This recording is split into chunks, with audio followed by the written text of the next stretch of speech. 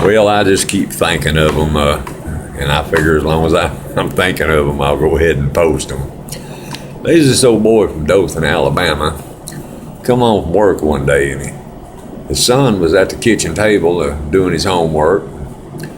He was in there reading the paper, and he noticed his son was real frustrated, and he throwing his pen down on the table and, bowing his head and grunting and going on. And he went over and he said, "Son," "you having trouble with your homework?"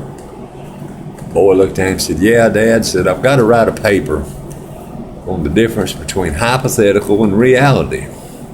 And he said, "I don't really understand it." His father said, "Well, I can help you there." He said, "That ain't no problem." He said, "Let me think a minute." He said, "All right, I got it." He said, "I tell you what, son."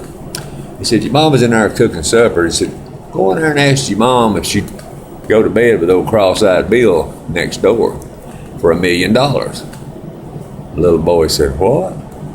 He said, "Just go in there and ask her, would she go to bed with old cross-eyed Bill for $1 million? The little boy said, "Okay." So he walked in there and he said, "Mama," he said, "let me ask you," he said, "for $1 million, would you go to bed with old cross-eyed Bill next door for the $1 million?" She said, "Well, hell yeah, I would." He said, "All right then." So he went in there and told his dad, said, "Yeah, she said she would." He said, "All right then." He said, "Now your sister's in there in the bathroom getting ready for her date tonight."